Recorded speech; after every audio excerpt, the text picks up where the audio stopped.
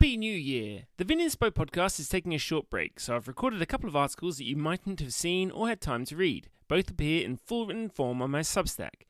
This, the first of those, is based on an interview with Sarah Fagan in October 2024. The previous year, Sarah had taken the reins at TarraWarra estate in the Yarra Valley. That move followed a 20-year stint making wine for the vast Bortoli wine business. I was keen to write a story because Sarah's wines had been Australian staples for a couple of decades, and yet she was hardly a household name. Millions of hectolitres of wine pumped out by countless minions over a couple of decades are going to efface individual details. So who was that person behind it all? I wanted to find out. A sort of amusing aside, I judged at Melbourne Royal Wine Show in 2021 with COVID restrictions in place, i.e. weird conditions. The first person I bumped into in the hotel lobby on the way to the judging venue on day one was Sarah Fagan, and I didn't really know who she was. Turned out she was my panel chair that day, and, of course, everyone knew her and held her in very high regard. I hope that by listening to this, you get to glimpse this light, hidden for some time under a big business bushel. Fagan ritual, far beyond the bread and butter. Chances are you've drunk Sarah Fagan's wines. Chances are you've been impressed. Chances are you've never heard of her. Chances are she wouldn't care. After all, if you liked what you tasted and felt it was money well spent, why waste your time thinking about who made it? That would be inefficient, and Sarah Fagan can't abide inefficiency. If it's taken a while for Fagan to come to your attention, she was quick as a flash in gaining trust and respect from those in the know. Beginning with a 3-month stint in her final year of university, she kicked off a 20-year stretch at Bortoli in the Yarra Valley. During that time, Bortoli won endless accolades across all price points while never falling out of the top 10 of Australia's largest wine companies. Countless alumni have made a name for themselves there that resonates across Australia. Dave Bicknell, Timo Meyer, Bill Downey, Luke Lambert. In 2023, Sarah finally left to join TarraWarra, a 40-year-old 26-hectare estate in Yarra Glen. And now you're going to notice her, whether she likes it or not. Cowra Connection. Fagan grew up on a 4,000-acre farm in Cowra, New South Wales. She loved the farm, mucking in with her 2 older brothers and hanging out with their mates. They raised sheep and grew everything: oats, wheat, sweet corn, tomatoes, you name it. They put vines in, too, in the early to mid-90s and became grape growers for Jacobs Creek parent Orlando. Still, wine wasn't on Fagan's mind when she embarked on a short-lived foray into agricultural science at Sydney University. It became apparent quite quickly that wheat is pretty much wheat, oats are pretty much oats, canola. It's all about yield and protein, she says, with a plain matter-of-factness in keeping with her bent for concision. It's all the same, give or take. Already, wines seemed to offer something extra. The Fagan family vine sideline put them in the orbit of the Cowra wine scene, including ex-Hunter Valley viticulturist Greg Johnson, who dropped round with interesting bottles. She recalls an epiphany in the kitchen, a French Chardonnay. Probably bog standard, she says, but arrestingly different from the rest of the local fare. Compared to the sameness of cereals, this, how one grape variety can be a vehicle for so much change, was something that could keep her attention. Fagan switched to wine science at Wagga Wagga aged 20 and found herself on a pretty cool little learning curve. Her cohort was packed with talent, including the likes of Luke Lambert, Matt Holmes of Bannockburn, Annabelle Holland of First Creek, Adam McCullen of Helen and Joey, ex-TarraWarra, and Charles Sturt wine science senior lecturer John Blackman. But the key moment came in her final year when it was time to work a vintage. She was on a Victorian road trip, and her dad suggested she pay a visit to Steve Webber of Bortoli, who'd been up to Cowra a few times to judge the local show. She and her mates ended up staying in a cabin next door to Steve and his wife, Leanne Bortoli. They got called over from their beers to have a glass of wine on the deck, and those late-night drinks turned into a vintage cellar hand gig for the 2003 harvest and the start of a 2-decade tenure. The big time. Our relationship with larger companies tends to differ wildly from how we view boutique affairs. With the latter, we envisage scruffy, harried vignerons moonlighting at their own cellar door after a week in the field, harassed by paperwork and logistics and slightly broken things. With the former, we hardly imagine people at all. Colossal tanks, conveyor belts maybe. We forget that they are important employers and often hotbeds of innovation and prowess. Fagan's debut vintage led to another, and then a full-time role. When she started at Bortoli, Paul Bridgman, Levantine Hill, was in charge of red winemaking, with Bill Downey taking the lead on Pinot Noir, and Ben Kane, Duke's Vineyard, heading up whites. Glenn Thompson, now consulting for Wine Network after a notable 17-year stint at Chandon, Ben Rankin of Willamie, and Bobar's Tom Belford are among those who passed through in those early years. Webber and his right-hand man, David Slingsbury Smith, Slingers as he's affectionately remembered by all who came across him, he died in 2010, had a dynamic can-do culture in place. The estate, founded by Steve and Leanne in the early 90s as a satellite of de Bortoli's Riverina motherland, had won the coveted 1997 Jimmy Watson Trophy for a Yarra Shiraz and was seen as a pace-setter across several styles and price points. Curiosity ran through the business. Webber was a go-getter, says Fagan, and the team had the freedom and resources to follow it up. If someone discovered a head-turning wine, it might turn up the next day on a communal table for collective consumption and contemplation. When Steve and Leanne returned from a holiday, they'd invariably bring back a wine to emulate. Like a Syrah, where there's nothing more you could want in Syrah. It's delicious, it's juicy, it's fresh, it's got spicy savouriness, but there's a plushness, right? Let's aim for that, says Fagan, evoking the spirit of those super fun times. There was a good vibe, and it was a good place for a young person to get into the industry. Everyone just worked hard, drank well, liked tasting wine. Talking about wine was always pretty important. Professional advancement there could be fluid and fast-moving. Steve's always been good at giving young people a go, she says. He likes to bring people up from around, I guess, so I have to thank Steve a lot for where I am now.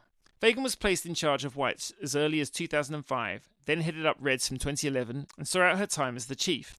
During that time, she balanced the vast diversity of parcels. 60 or so might be typical for Yarra Valley Chardonnay and Pinot Noir, with more variables than you might imagine from, say, the Dixon's Creek home vineyard to Lusatia Park 40 kilometres away in the Upper Yarra. Multiply that by the possible treatments through vinification and maturation, and the experience quickly stacks up. Then you have all the regions. Heathcote, King Valley and Mornington Peninsula were all in her remit. And then the grape varieties, Riesling, Sauvignon Blanc, Pinot Gris, Syrah, Grenache and Cabernet Sauvignon on the mainstream side, and then Fiano, Greco, Gewürztraminer, Touriga Nacional, Tintacao, Sangiovese, Durif and more on the fringes. It's handy to see big companies, she says. De Bortoli exposed me to a lot of varieties, a lot of regions, a lot of circumstances. On top of that, the depth of the De Bortoli range presents its own myriad permutations. As Fagan points out, the process at the pointy end, the top-level wines such as the single vineyard Chardonnay, is essentially the same for any company. The big difference comes at the lower price points where you have large volumes of high-stakes wines and a sea of consumers depending on them. Leanne de Bortoli, who still remembers the, quote, very green but enthusiastic graduate that greeted her back in '03, credits Fagan's skill and cleverness in this regard.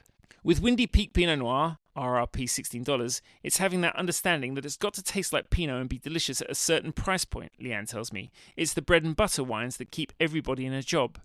Fagan says it's vital to respect the drinkers of those entry point wines, which were always accorded equal importance during her tenure. The consumer at that level is probably far more reactive than the consumer at a higher level, who maybe understands the intricacies of vintage and region and things like that, she says. The bread and butter wines are a little bit more rough and ready through their very nature, so that's where a little skill of the winemaker comes in, chiselling the edges. The Fagan Way. Steve Webber was not the only one to sense an outsized potential in Sarah Fagan early on. At quite the opposite end of the spectrum, and globe, from de Bortoli, sits Literai in Sebastopol, western Sonoma County. It was at Ted and Heidi Lemon's estate, one of California's leading lights of small-scale terroir wine growing, that Fagan worked the 2004 vintage. She clearly learned a heck of a lot about the relationship between vineyard and winery, the importance of balanced yields, the intersection of precision and instinct, and much else besides. She was also flattered, gobsmacked even, that the opinion of a 23-year-old Aussie should be accorded so much consideration. I got in touch with Ted Lemon to ask why. It was very clear during her brief time at Literai that Sarah possessed all the skills it takes to make great wine. A great palate, dedication, tenacity, thoughtfulness, caution, he told me. She was level-headed, had a great sense of perspective and a deep love of great wine, a love that goes well beyond hedonism to awe for a craft which has existed for millennia. Fagan's friend and Yarra Valley peer, Dylan McMahon of Burton McMahon, echoes those sentiments. Fags has always struck me as someone who's very laid back and easygoing, but not to be underestimated. She's a country girl, down to earth, no bullshit. She's a very good winemaker, but you can also see that pure hard work and dedication. You've got too many people relying on you to let that slip, he adds, referring to her de Bortoli stewardship. That's admirable, to carry that for so many years. Oats and wheat didn't seduce her, but Fagan ties much of this back to her farming upbringing. I was always being told to get on with the job. Don't mess around. Don't waste time. You get up at 5, that's when your job starts. So, I think growing up with an inherently good work ethic, which kind of leads you to look around at logistics and think, right, how can we problem solve this and make it all work? When we talk about making the best wine possible, that last word, possible, hides a host of pressures, parameters and hurdles. Those who consistently succeed tend to be adept at handling the moving parts and, a different skill, homing in on, nailing the finer details. Something about working for a big company is that when you're busy, you're really productive, says Fagan. That working under pressure thing forces you to think about things in a practical sense. What needs to get done? What's the order? How do we make this efficient? Imagining the spinning plates during harvest at Bortoli is enough to make anyone feel dizzy, but Fagan earned a reputation for her calm amid the storm. That kind of concept of vintage, where people would run around and yell, all chaos, is actually inefficient. People work better in a stress-free environment, so for me it's a case of managing that, making sure everyone's doing their job right. TarraWarra is a wholly different proposition, and it's hard not to lick your lips at the prospect of what Fagan will do with it. Established in 1983, this 26-hectare estate is a north-facing bank of 25 blocks along a 3-kilometre stretch between Hillsville and Yarra Glen. Fagan is pleased to have a second source for the Burgundy varieties, the leased Swallowfield vineyard near Gembrook, to play with. Farmed by TarraWarra's ex-Mount Mary and ex-Seville Estate viticulturist Chris Beard, this cooler Upper Yarra site on decomposed granite promises to bring some nervier fruit into the mix. On the home site, she commands a block of Rhone wine varieties plus Shiraz, Barbera and Nebbiolo alongside Chardonnay and Pinot Noir. Tasting the 2024 components from barrel, you already sense Fagan getting to grips with all these materials and teasing out their strengths. As the blocks are tuned to her sharpening ear, these wines are going to sing. Dead Lemon tells me he's glad, but not at all surprised, to hear my enthusiasm over what I tasted from barrel. Watching Sarah advance in her career, I was always disappointed that her name did not appear more often on the list of the best winemakers in Australia, he says. It is one thing to make excellent wine at a boutique operation where a winemaker can concentrate on small amounts of wine, and quite another to make outstanding wines in all price ranges at a larger producer like the Bortoli. McMahon, too, looks forward to seeing Fagan's gift cast in a new light. I'm excited to see what she does at TarraWarra.